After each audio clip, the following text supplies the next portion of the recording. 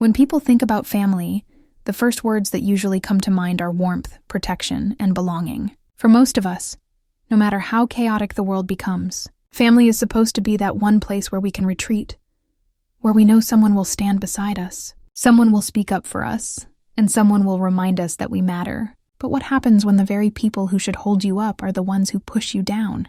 What happens when those who share your blood look at you not with kindness but with contempt, measuring your worth not by your heart but by your bank account, by the clothes you wear, by the inheritance you didn't have? This is the story of a girl named Amina. She was only 15 when her life turned upside down. Until that point, she had lived a modest but peaceful life with her parents in a small town not far from the city. Her father worked at a post office, steady but humble work, and her mother stitched clothes for neighbors. They never had much, but they had enough to eat, enough to keep their little home warm, and enough love to make Amina feel secure. She grew up believing that while she might not have all the luxuries her classmates boasted about, she had something more valuable, the closeness of a simple, happy family.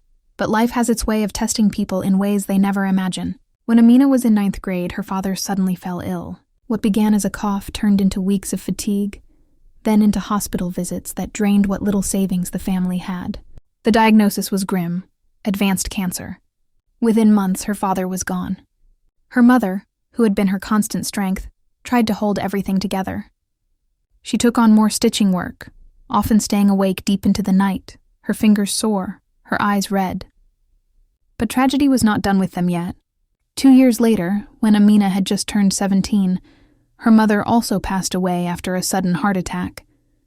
Just like that, in the span of 2 years, Amina was left alone in the world. A teenager, barely stepping into adulthood, with no parents, no siblings, no savings, nothing but her school uniform and a heart heavy with grief. At first, she thought she could survive by continuing her mother's stitching work, but without her mother's skills, and without a reputation in the community, orders became fewer and fewer. Rent piled up, neighbors grew distant. Some pitied her, others whispered that she would soon be forced to leave. And when the landlord finally knocked on her door with a stern face and said she had 1 month to vacate, she realized she had nowhere to go. In desperation, she reached out to her father's older brother, her uncle Khalid. He was well off, the kind of man who lived in a large house in the city, with marble floors, chandeliers, and servants who carried his grocery bags.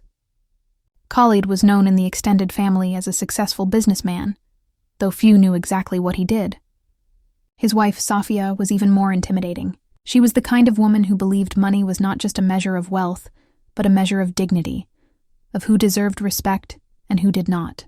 She was always dressed in designer clothes, her jewelry heavy, her perfume so strong that her presence was felt even before she entered a room.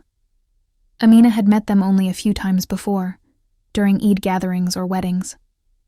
She remembered that Safia barely looked at her or her parents, and when she did, it was with the kind of smile that wasn't a smile at all, but a smirk, one that said, "I see you, but you don't matter."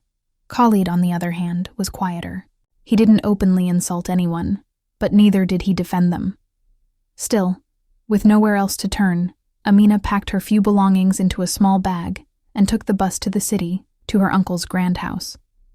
She stood at the massive gate, heart pounding, clothes faded, shoes worn thin. When the servant opened the door, he looked her up and down as if she were a beggar. She asked to see her uncle, and after a few minutes, she was ushered into a living room so polished it felt like a museum. When Khalid entered, he looked surprised to see her, but he did not smile. "Amina," he said flatly, "what are you doing here?" She explained her situation, her parents gone, her home lost, nowhere to go. For a moment, his eyes softened, and she thought maybe he would embrace her. Maybe he would say, "Your family, you'll stay here now." But before he could respond, Safia walked in. She was dressed in a silk robe, her hair tied back neatly, her fingers heavy with rings. She looked at Amina as one might look at a stain on a white carpet. "What is this?" Safia asked. Khalid explained briefly, but before he could finish, Safia cut him off. "So you've come here to live with us? Is that it?" "We are not running an orphanage." The word stung. Amina's face flushed with shame. She hadn't expected warmth, but she hadn't expected such coldness either. Khalid cleared his throat awkwardly and said, "Safia, she's my brother's daughter. We can at least give her a place until she finds her footing." Safia sighed dramatically. "Fine, but let it be clear, we cannot treat her like one of our own children.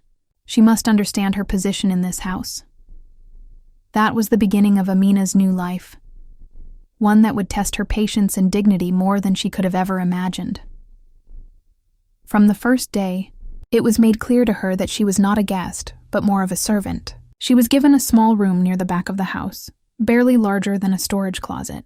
The bed was an old cot, the mattress thin and uneven. The contrast between her room and the lavish bedrooms of her cousins was glaring. Her cousins, Hina and Sana, both older than her by a few years, were used to luxury. Their wardrobes were filled with designer clothes, their shelves stacked with perfumes and handbags. When they first saw Amina unpacking her small bag of worn clothes, they exchanged glances and giggled. Life in that house was a daily reminder of her lower status.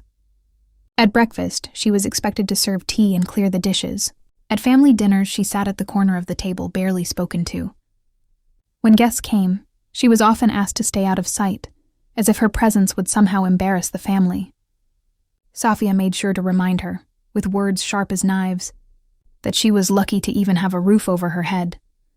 The insults were not always loud, but they were steady, persistent, like drops of water that wear away stone. If she wore her school uniform, Safia would comment, "At least iron it properly. You look like a maid." If she spoke too much at the dinner table, her cousins would roll their eyes and say, "Who asked you?" Even her uncle, though less cruel, never stepped in to defend her.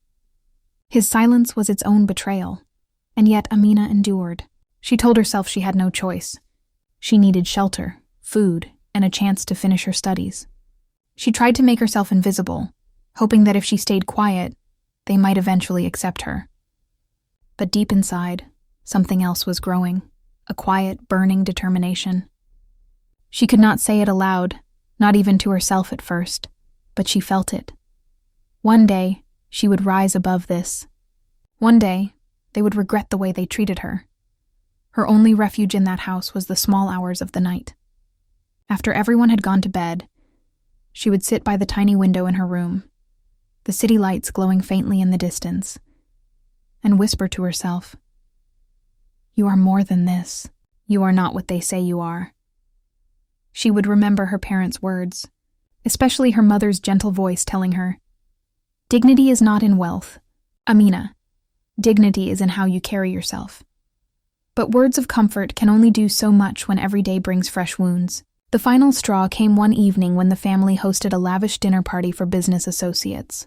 The house was filled with laughter, the table covered with expensive dishes, the women dressed in sparkling outfits. Amina, as usual, was told to help in the kitchen. She carried trays of food back and forth, keeping her head down. At one point, one of the guests, a woman with curious eyes, noticed her and asked, "Oh, who is this young girl?"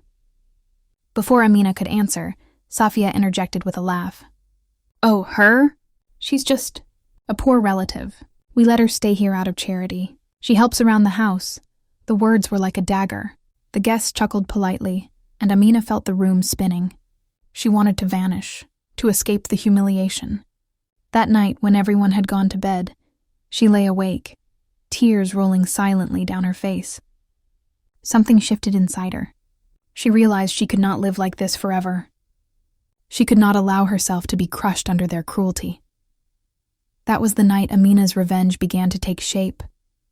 Not a loud, angry kind of revenge, but a calm, patient, determined one. She would bide her time. She would endure their insults a little longer. But one day, she would rise in a way that none of them could have imagined. And when that day came, they would see her not as a burden, not as a maid, not as a poor orphan. They would see her as someone far greater. That thought, fragile at first, grew stronger with each passing day. It became her secret strength, the fire that kept her going. And though no one in that grand house suspected it, the seeds of her calm revenge were already planted. The morning after that humiliating dinner, Amina woke up with swollen eyes. She had barely slept. her mind restless with the sharp echo of Safia's words. Just a poor relative. We let her stay here out of charity.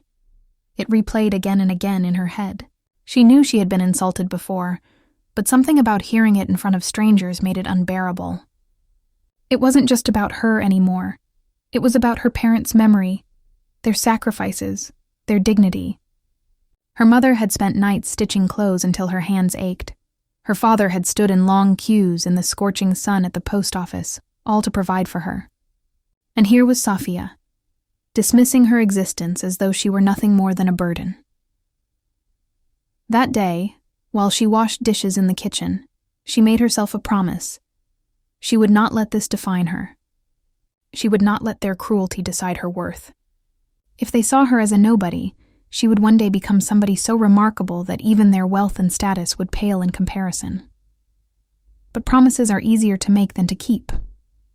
The question was how. At school, things were not much better. She attended a private school because her uncle could afford the fees, but her presence there was always marked by difference.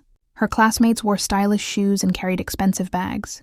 She had only one worn-out pair of shoes and a bag that had frayed corners. She tried to blend in, to sit quietly and focus on lessons, but she often heard whispers behind her back. She's the orphan girl who lives with the rich uncle, some would say. Others avoided her entirely, as if poverty was contagious. Yet there were small mercies. Her mathematics teacher, Mr. Ahmed, noticed her sharp mind. While many students struggled to grasp concepts, Amina absorbed them quickly, asking questions with a curiosity that few others showed. One afternoon, after class, he called her to his desk and said quietly, "You have a gift. Don't waste it. Education can change everything for you, Amina. Remember that." Those words became a lifeline.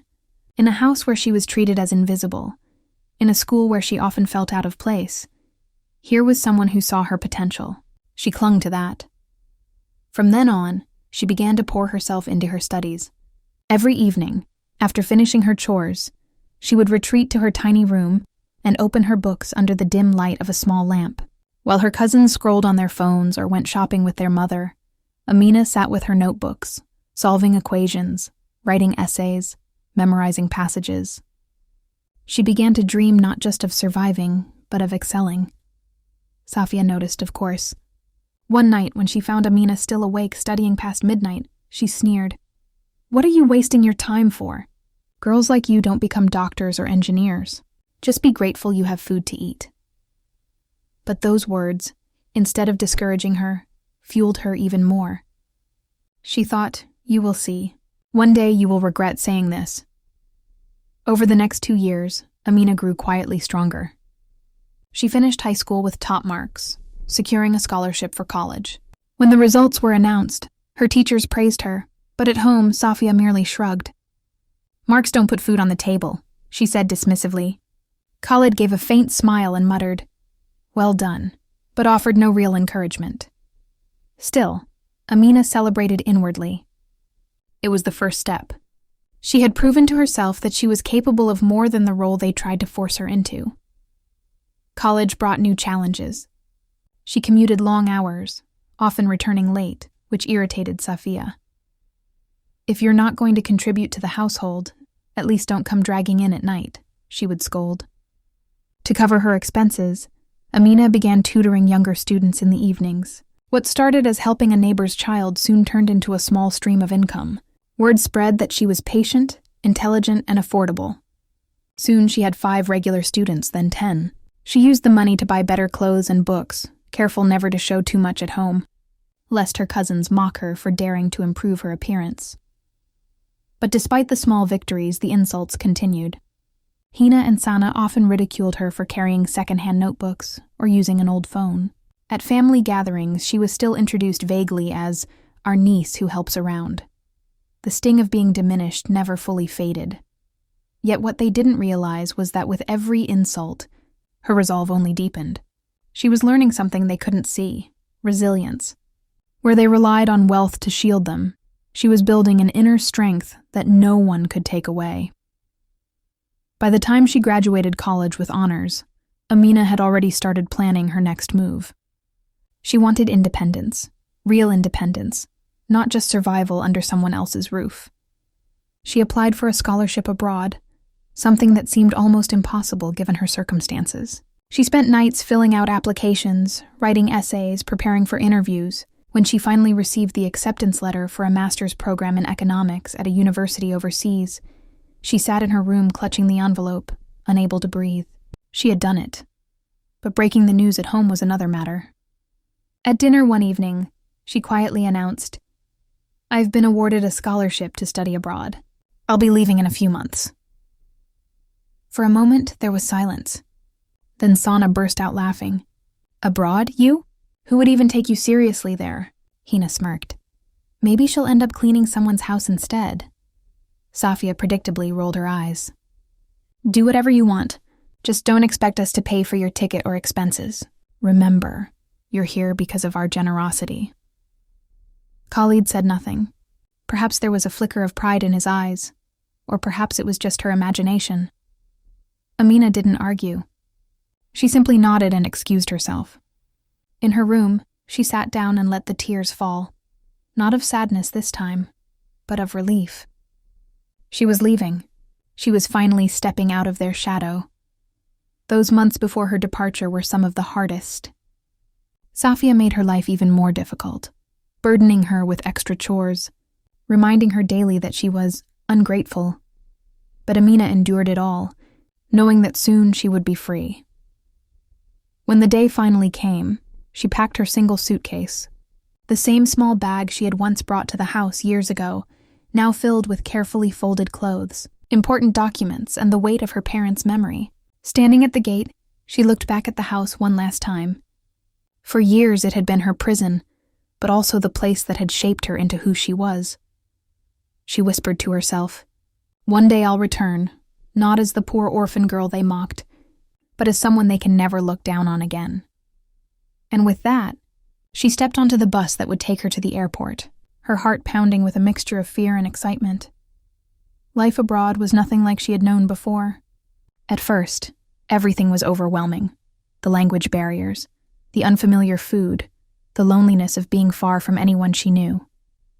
She lived in a tiny dorm room, worked part-time at a cafe to cover expenses the scholarship didn't, and often studied late into the night.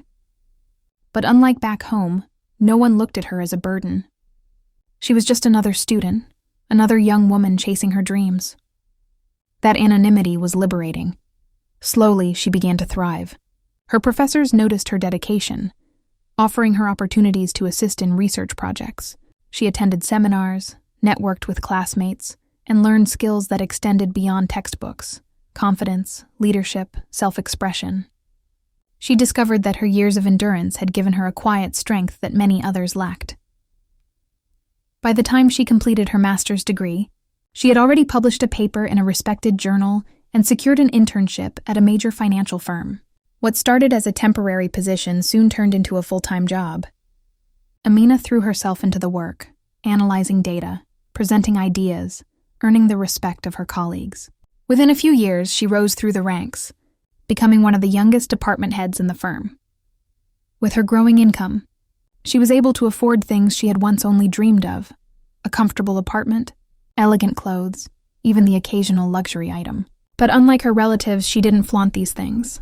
For her, they were not symbols of superiority, but reminders of how far she had come.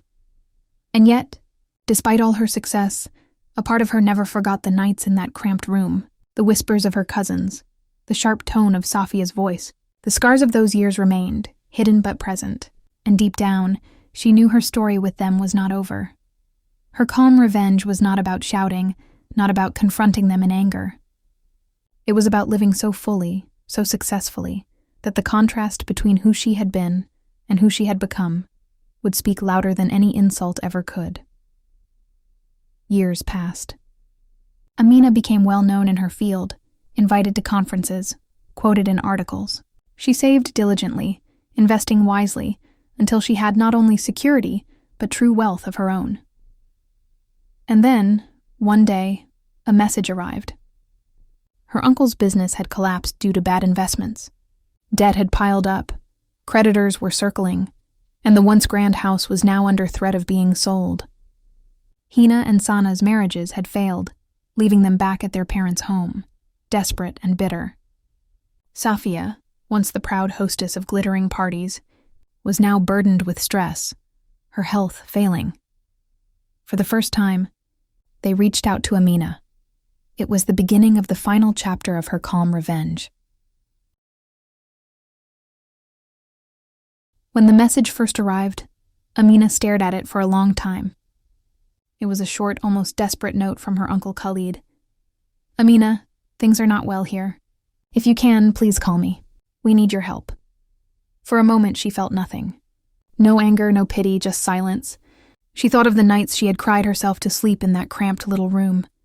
The times Safia had paraded her shame in front of guests. The countless meals where she had been invisible at the corner of the table. And now, after all these years, they needed her. She closed her laptop, stood up, and walked to the window of her apartment. Outside, the city lights stretched endlessly, a skyline she had grown to love. This was her world now, one she had built brick by brick without anyone's help. But deep down, she knew this was the moment she had been waiting for. This was not about petty revenge, not about making them beg. It was about balance, about showing them, calmly and unmistakably, that the orphan girl they had dismissed had become someone they could no longer ignore. That night, she called her uncle. His voice was older, thinner, trembling with the weight of years.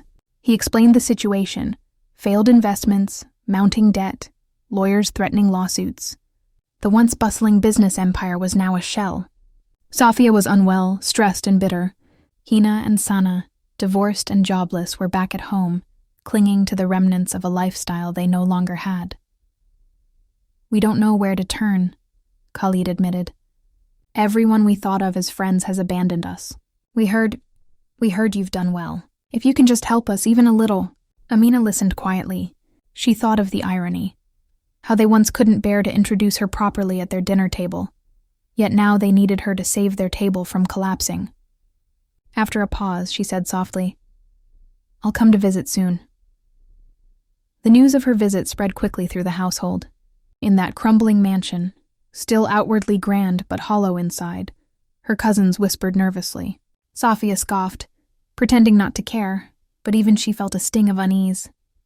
For years they had spoken of Amina as if she were beneath them, a shadow to be brushed aside. Now she was returning, and they all knew the truth. She came not as a beggar, but as someone they needed. When Amina's car pulled up in front of the house a week later, the neighbors peered through their windows. It wasn't just any car. It was sleek, new, the kind driven by people who no longer worried about money. A chauffeur opened the door, and Amina stepped out. She was dressed simply but elegantly, in a tailored outfit that spoke of quiet confidence rather than showy wealth. She carried herself with a calm grace, her face serene, her eyes steady. Inside, the family gathered nervously in the living room. Safia sat stiffly on the sofa, her once flawless appearance now marked by lines of stress. Hina and Sana fidgeted, their expensive jewelry long pawned off, their pride deflated. Khalid rose awkwardly as Amina entered. For a long moment, no one spoke. The silence was thick, filled with unspoken memories. Finally, Khalid said, "Amina, welcome." She nodded politely. "It's been a long time." Tea was brought out, but this time it was not Amina who carried the tray. She sat at the center of the room, and they sat around her, waiting, uneasy. It was a reversal so profound that each of them felt it without words. Khalid cleared his throat. "You know our situation. We need financial help. If you could lend us something, perhaps enough to keep the creditors away, we would be grateful." Amina sipped her tea calmly. "I understand."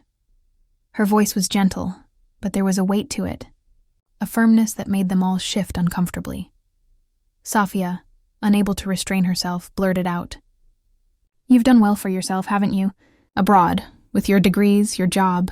But remember, it was in this house that you had a roof over your head when you had nothing." Amina set her cup down carefully. She looked directly at Safia, and for the first time, Safia could not hold her gaze. "Yes," Amina said quietly. "I remember everything about this house. I remember the roof, And I also remember how I was treated under it. I remember being called a servant in front of guests. I remember being reminded every day that I was unwanted. I remember the nights I cried myself to sleep, praying for dignity. So yes, I remember. The words hung in the air like a stone dropped into still water. Safia opened her mouth, then closed it. Her daughters lowered their eyes. Khalid sighed heavily, as though he carried the weight of shame. Amina continued, her tone calm but steady. I don't say this to hurt you. I say this because it matters. For years, you measured people by wealth, by status. You thought kindness was optional. You believed someone poor was less human than you. Now you see what that thinking has brought you. No one responded. The silence itself was an admission. After a pause, Amina leaned back. I will help you. But not with money handed over freely. Money given without responsibility only repeats the mistakes of the past. Instead, I will buy this house. It will clear your debts, and you can continue living here for now. But understand this. The house will belong to me. Her words landed like thunder. Safia gasped. You would take our home? Amina's gaze was calm. This house was never truly mine, even when I lived here. You made sure I never felt welcome. But now things have changed. I don't want to see you on the street. But I also won't let this place, which once represented my humiliation, stand as your pride. From now on, it will be mine. That is my condition. The family sat in stunned silence. Hina whispered to her sister, She's serious. Khalid closed his eyes, then nodded slowly. Perhaps this is what we deserve. Safia wanted to protest, but her voice failed her. She had spent years looking down on Amina, certain of her superiority. Now she was powerless, dependent on the very girl she had scorned. Over the next few weeks, the process unfolded. Lawyers came, papers were signed, debts were cleared. The mansion, though still inhabited by the family, now legally belonged to Amina. She didn't move in herself. She had no desire to live there. But she visited occasionally, her presence a constant reminder. The servants, who once dismissed her, now greeted her respectfully as Madam. Neighbors, who had once pitied her, now whispered about her success with awe. But Amina's revenge was never about humiliation. She didn't gloat, didn't raise her voice, didn't seek to crush them. Her revenge was calm, dignified, and undeniable. By simply rising, by simply becoming everything they said she could not, she had rewritten the story. One evening, as she prepared to leave after a visit, Safia stopped her at the door. For the first time in her life, Safia's voice was soft, almost trembling. Amina, she said, I was wrong. We were wrong. I thought wealth made me superior. I thought kindness was weakness. But I see now, it is strength. I see it in you. I don't ask for forgiveness. I don't deserve it.